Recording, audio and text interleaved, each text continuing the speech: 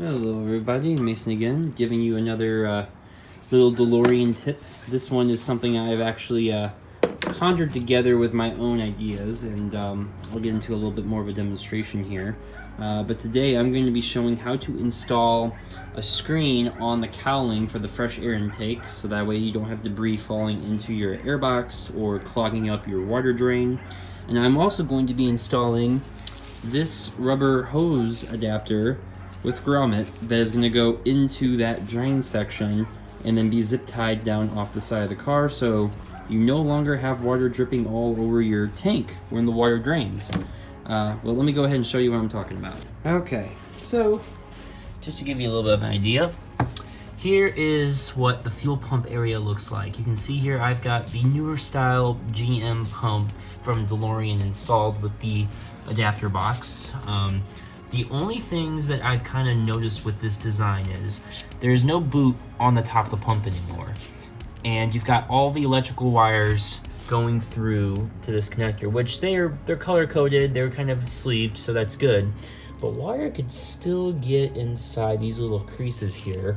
And you kind of have to push the connector as far back as you can, or orientate the pump enough to where it's as far back as you can, because when you put the cover on here, it's a very tight fit. You have to really squeeze that cover over that connector to get that to fit. I've also ran the hoses just right around underneath. It's a little bit more tidy that way, and it gives you some more space in there. And everything is clamped down. You can see that the elbows for each hose are as far back as they can go. But I noticed this.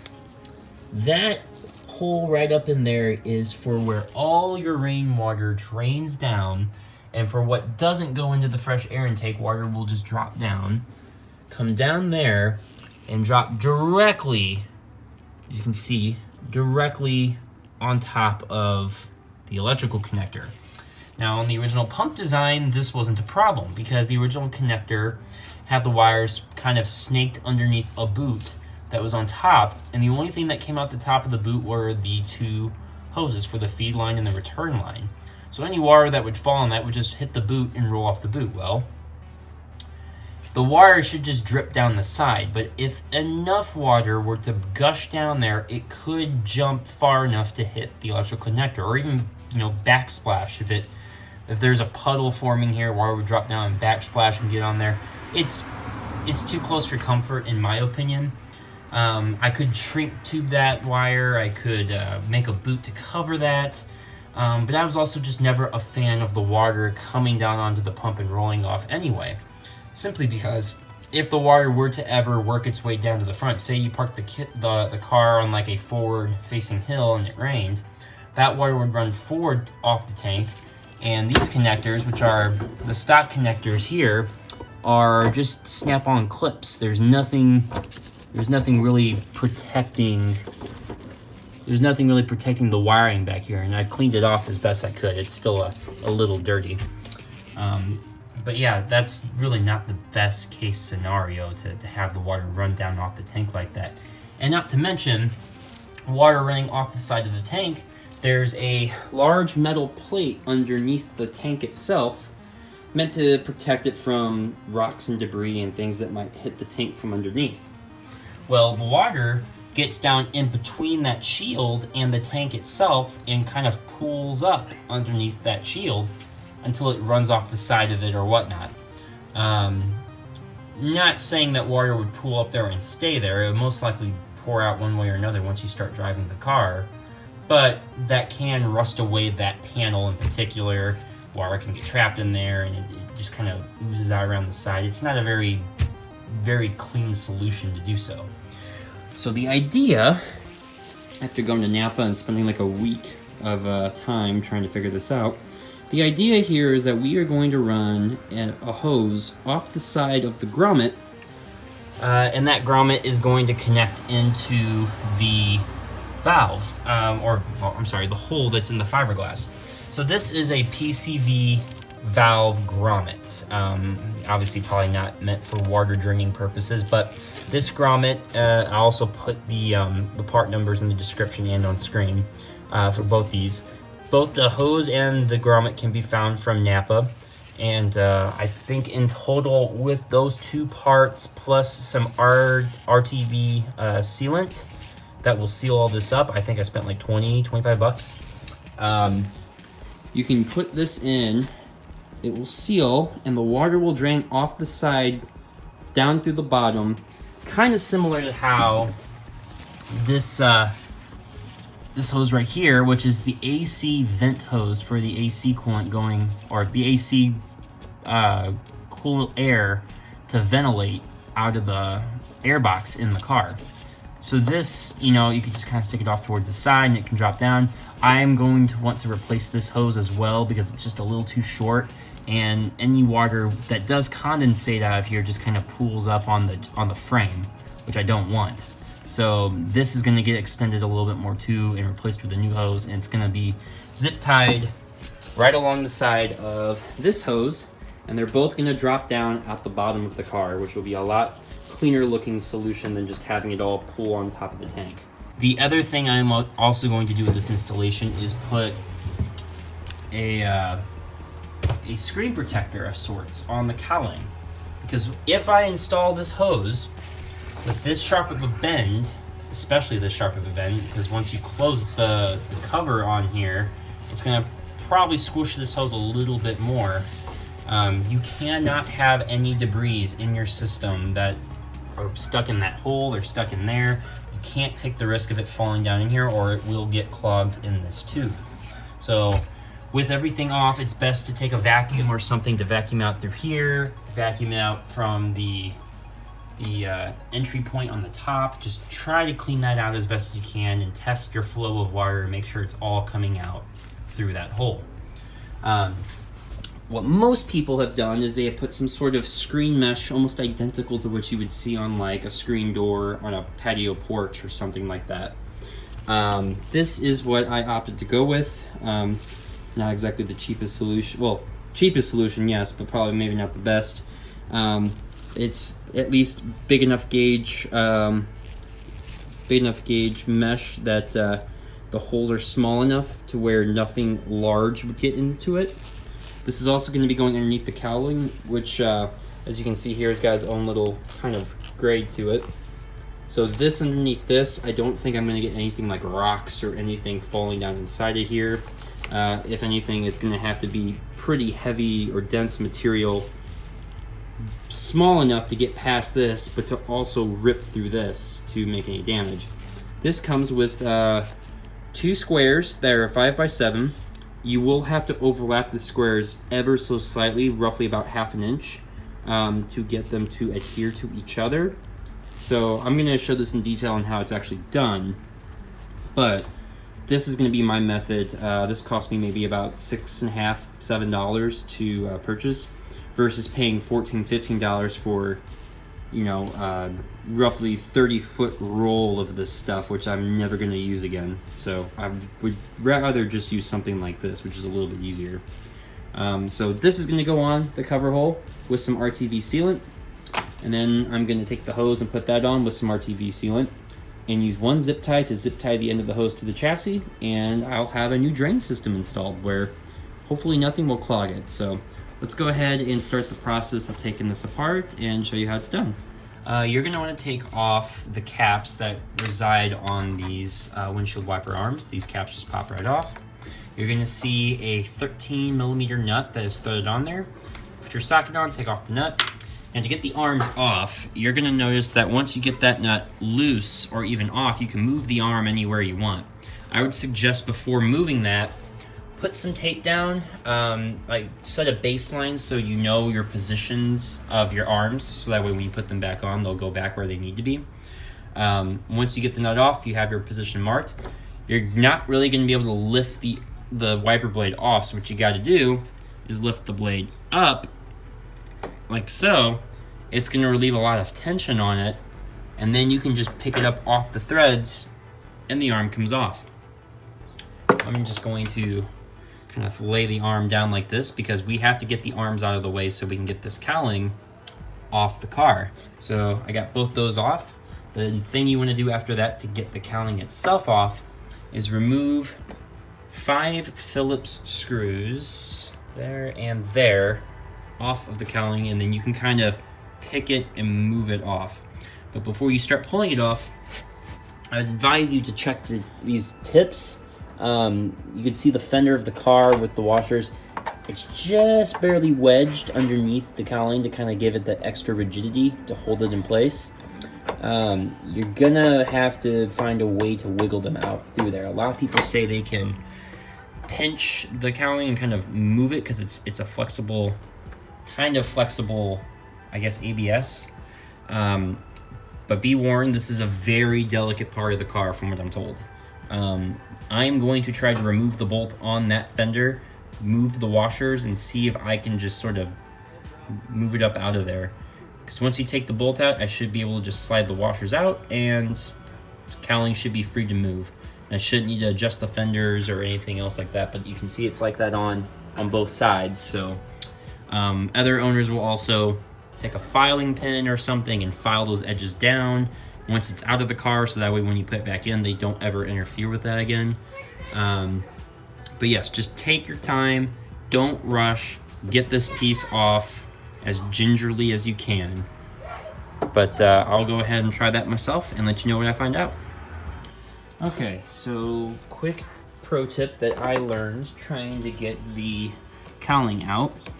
To relieve it of its spot and get these little spacers underneath the fender out, you actually don't need to move the fender at all.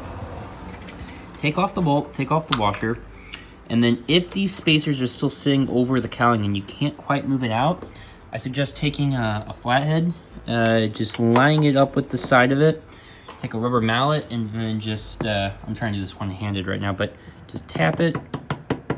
You can see it's, that bottom one's moving down, and I'm barely tapping it. But you want to move them just enough. You don't want to lose this hole here, because once this is clear, I'm going to put this back in the hole and start moving them back this way. So that way, once they're back in position, I can put the bolt back in, and the bolt will thread down, and it will hold the fender back where it needs to be. But you want to tap the spacers as much as you can out of the way, just so, as you can see there, just so you can make clearance and get the cowling out as needed. I gotta get that screw out too, but in theory though, if I go ahead and take off that one particular screw, we should see this whole side.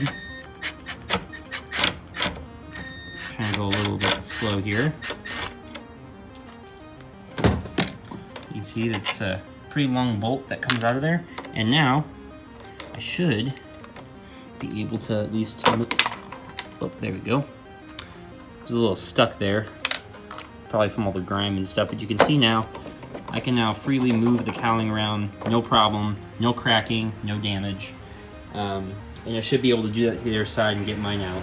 Okay, so the next thing I am going to do, just to be safe, is I'm going to take off the hood bump stops. Probably might be best if you want to mark the threads of where your hood stops are. That way your hood is still aligned when it sits back down. My hood is not aligned. These are brand new hood stops that I got from DeLorean Europe, which are stainless, so they won't rust or corrode. I need to align my hood again anyway, so this isn't going to be a permanent fix. They don't need to be perfect. But I have already kind of marked where the threads are, so if you wish to take these off, it's just a 13mm wrench, and then you just kind of break the nut loose. And once that is unthreaded, you can just pull out the entire hood stop as is, and then once it's out, you should be able to pull the cowling out with no interferences whatsoever. I just got to get the other one over there, and then we will be good to go.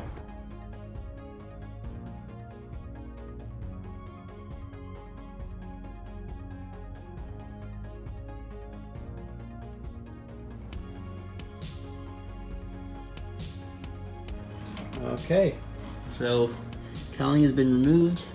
Plenty of dirt and grime underneath here, even shards of glass. Can clean all of that up, and then we are going to want to go down as deep as we can into here. From what I understand, that hole is the fresh air intake hole, which if I can get the camera down underneath there, you can see It's just a dam basically that lets the air go in over the top while the water goes down below and runs down that way into that hole, which in turn comes down to this hole right there. So because of that little black piece of plastic right there, it will prevent water from going into the fresh air intake behind it, and the water will just run down there instead. So try to get down in there and here, just mostly down the base of there. From what I can tell, it doesn't look like there's, well, you can see right there, there is some reflective dirt and crud subsided down in that little crevice, but we're gonna try to vacuum that stuff out as best as we can and vacuum out all this and give it a good cleaning, and we'll put a screen mesh on there and hopefully never have to go in there again. Also, a tad little bit of quick advice. I went ahead and stuffed a shop towel up as high as I can and as flush as I can up inside the crevice here. I'm gonna go ahead and spray this stuff down with soap and water and clean all the dirt and grime out. You can see well, you can't because it's dark now, but the shop towel is directly down in there. And then this other crevice, which comes back and loops back around to that one, I'm cleaning that out to the best of my ability with the vacuum cleaner. I'm gonna go ahead and spray soap down and clean everything. The reason I am putting the towel down there is A, I don't want any water to come down and drip onto the connectors, and B, I don't want any water to be sitting down there. There's a bit of a flat surface or a lip to that hole, so water can have a tendency to pool up down there and the fiberglass will kind of absorb it. We need that surface to be dry so we can put the RTV sealant in for the hose. So try to keep that area as dry as you can, but in the meantime I'm going to go ahead and spray all this down and clean this up. Okay, so I've gone ahead and cleaned the surface now. I've got a fan blowing out just so we can dry that out a little bit. I just used some 409 and then a little bit of isopropyl alcohol to really get in there and make sure I can rub my finger on it and that no chunks of dirt come off of it. So now comes the trick of lining up the panel. So I've got the two sheets out of the box here for the screen protector. I went ahead and lined it up as absolutely best as I could, and I taped to them with electrical tape just so they'll stay in place, and went ahead and did a test fit. So when you drop it in here, it does cover the entire surface. Move this cowling out of the way.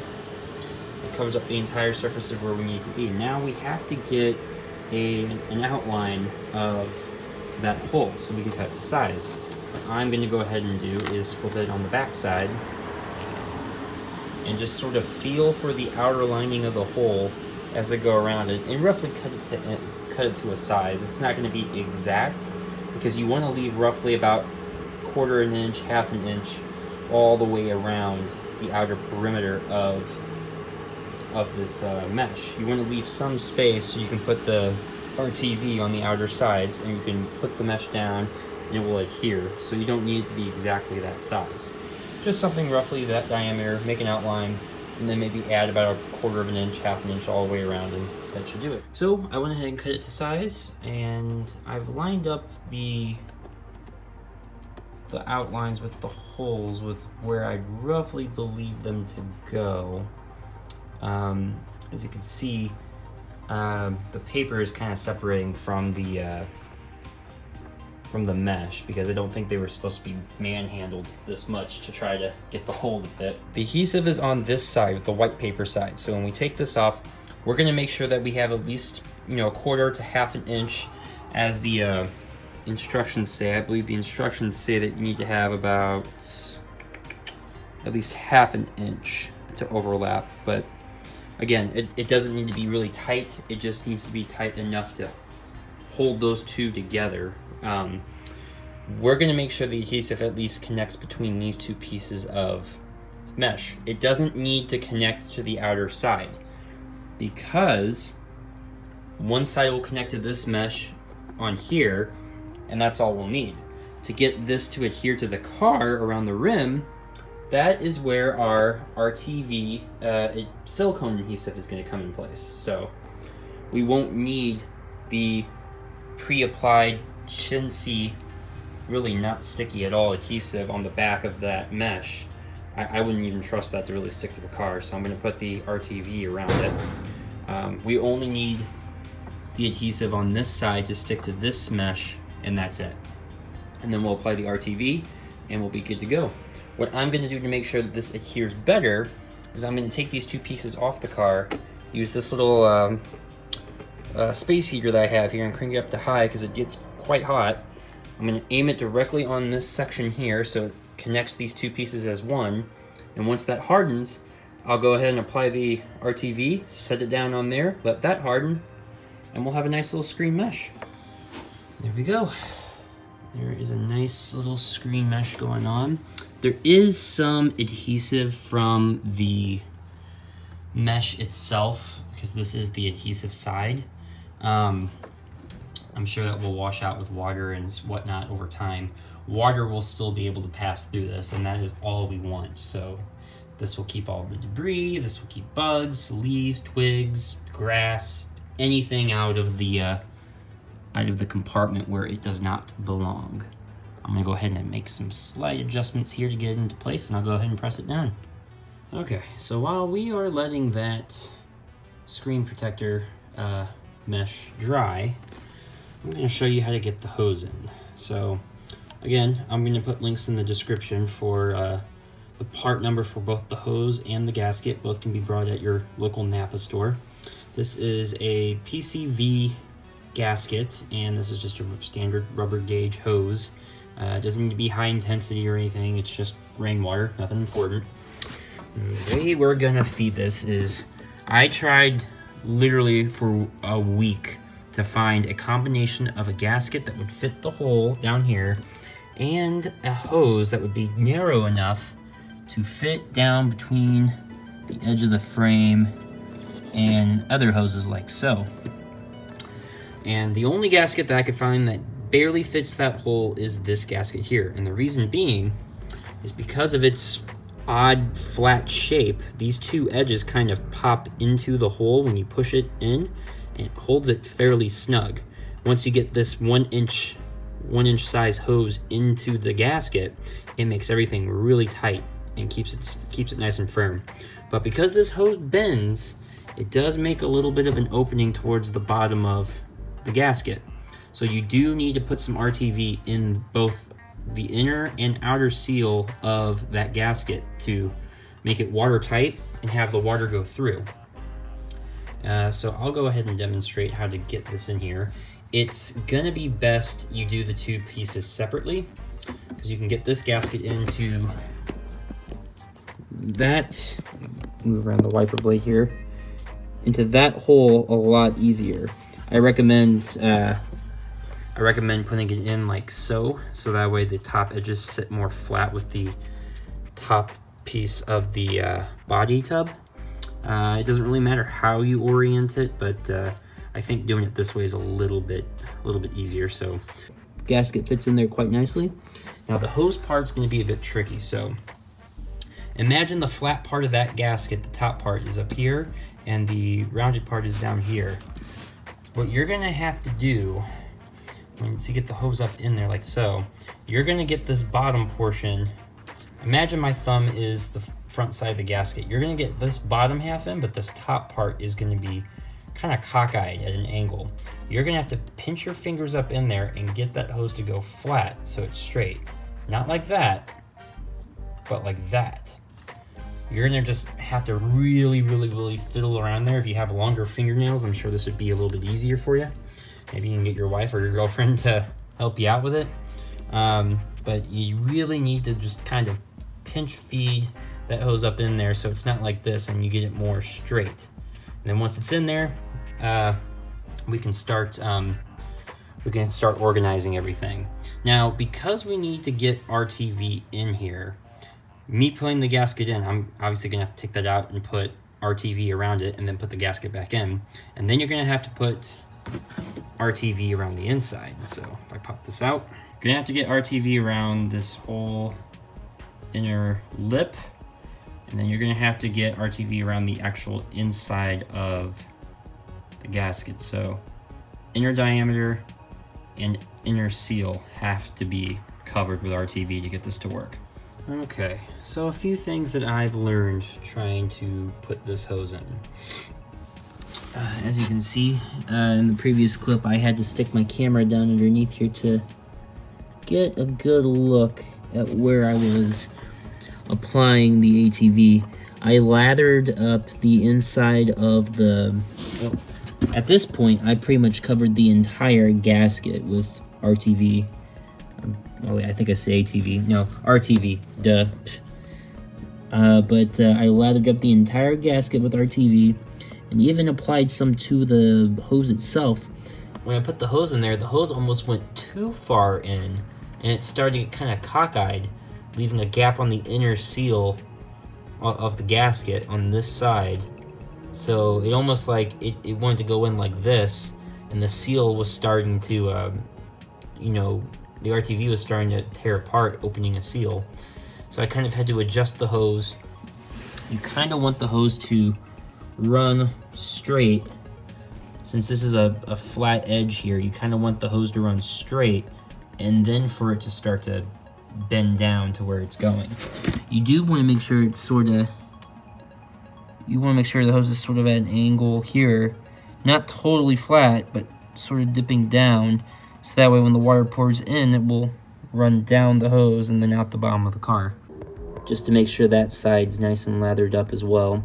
The top part of the gasket, I had to take my finger up in here and kind of run. Focus. The stupid camera does not want to focus.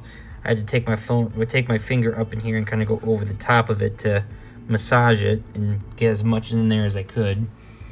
And in the meantime, I've got a clamp here to kind of hold the hose up in place so it's not going to slide around or move or anything. I'm going to let that sit overnight, so that way the RTV can really cement itself in there and hold it. And then tomorrow we will do a water test. And alrighty guys, it is a new day. We're going to go ahead and put a cup of water down the screen filler and down here to our hose, which runs down underneath the car. And right there, I got a little juice bottle holding up underneath the hose, and it's gonna catch any of the water that comes out so we can reuse it. Let's try pouring it. There we go.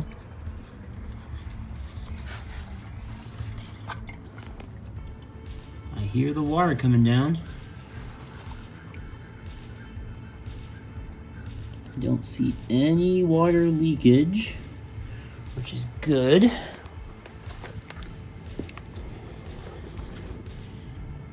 And I think there is indeed water inside of the bottle. So I'll have to get the rest of this adhesive off this screen here, but there's enough entry here that we can pour it down. Let's try the rest of the cup here. And I'm gonna put the phone underneath here. Okay, I'm gonna go ahead and pour it.